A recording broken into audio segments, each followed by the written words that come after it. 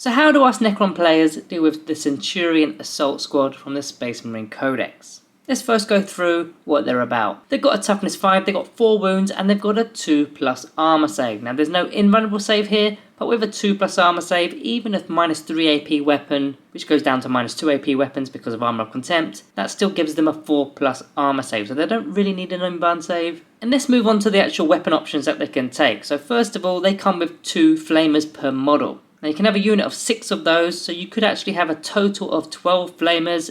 Each flamer's D6 attacks that automatically hit. Then on average, that's going to be 42 automatic hits there. Now they're only strength 4, no AP and 1 damage, but 42 automatic hits is pretty good. In fact, not only that, they could actually advance with these weapons and still fire them because they're assault weapons, and the only negative modifier to that is a -1 to the hit roll, but they automatically hit. It doesn't really matter that they only move 5 inches. They're going to be always advancing with those flamer weapons. Now going up against our toughness 5 models, they're not going to do that much with it, to be honest with you, but if they were going up against our Necron warriors, for example, then the likelihood is they're going to be removing 8 of them, and it gets even worse when they go up against our toughness 3 models, such as our Canoptic Scarabs, because we'll be losing 4 to 5 Scarab bases just from those ranged attacks alone. So these guys are pretty much used to be really tanky. They can be holding an objective, holding a lot of ground, but also be screening off their back lines, because of course we need to charge these models in order to break their back lines. And if you're charging a model that automatically hits, they're definitely going to be spending 1 command point to do their overwatch, because they don't need to roll 6s, they already hit. Now optionally, they can remove those flamers and replace them with melter guns, so that's 2 melter guns per model. So a unit of 6 of them now all of a sudden has 12 melter guns at strength 8, -4 AP and D6 damage. Now if they're firing at half range, it's going to be D6 plus 2 damage. Our big stuff is not going to like that. I mean, even with our quantum shielding, we're going to lose pretty much all the vehicles we've got. Our command barge will go, our annihilation barge will go. The ghost arcs and the doomsday arcs, they might not go unless they're within half range, and yep, they'll also go as well. Track stalker will be on its last legs, unless again that's at half range, that'll be gone too. So this is really scary for our quantum shield vehicles. I mean, even the Silent King, okay, he doesn't have quantum shielding, but he's got toughness 7 with a 4+ invulnerable save. But if they're firing all those melters at the Silent King and the Trichominiers, expect both of those Trichominiers to be gone. They're not going to be surviving that. Similarly, if they're going up against our Locust Heavy Destroyers, expect them to be gone. So the point being, the Centurion Assault Squad with the melters is a serious threat to our biggest and best units that we've got in our codex. Now to add to this, they've got the option of then taking the Hurricane Bolters, and this isn't going to replace those flamers or melter weapons. These are additional weapons that these Centurions can take. Now they're rapid fire 6, so that means at half range they can be getting a lot of shots. That's 12 shots per model. If you've got a 6-man unit, that's 72 shots. Okay, it's only strength 4, no AP, 1 damage, but that's still wiping out 12 Necron warriors or 6 to 7 Canoptic Scarab bases. And also, if they're doing their overwatch with the flamers, they're also going to be overwatching with these 72 shots as well. So that's going to take off even more models that we have. So the question is, how do we defeat the Centurion Assault Squad? There's a few ways to do this. You can do it at range with the Locust Heavy Destroyers. Now for 150 points you get 3 Locust Heavy Destroyers. You take the Ghost Destructors, of course.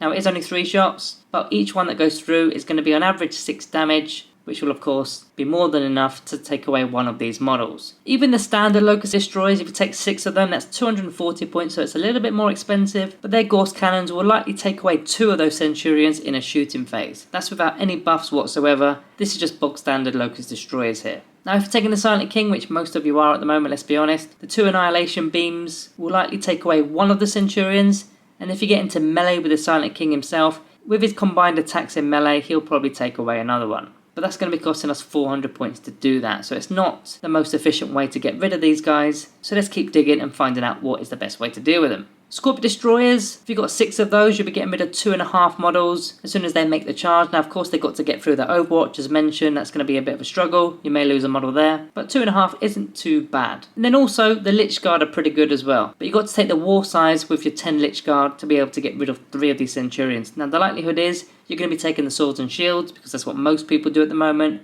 If you do take the Swords and Shields, you're going to limit that down to probably only removing 1 of those Centurions as opposed to 3. So really, at range, you're looking at the Locust Heavy Destroyers, if I'm honest with you. That is our best range option in the Necron Codex, but there is a little bit of a gem here, which is the Triarch Praetorians. Now for 220 points, you can get 10 Triarch Praetorians. They're very capable of shooting in the shooting phase, and fighting in the fight phase. Let's just presume that you were firing at the Centurions and you did also manage to make the charge on top of that. They're likely going to be removing 4 Centurion assault models. That's not too bad when they're 55 points to Centurion, and every single model that's gone is going to be either 2 Flamers gone or 2 Melters gone, isn't it? But if any do survive, then don't expect your Triarch Praetorians to survive. There's no Invan Saber with them, and with those siege drills that the Centurion Assault Squad have, they're likely to wipe out our unit there. So overall, these guys are pretty tough, they're pretty nasty. However, they are one-dimensional. If they are taking the Melters, okay, that's going to cause some concern for our vehicles and heavies, but not so much for our large units. So get into engagement range with those Scarab units to prevent them from firing those Melter weapons.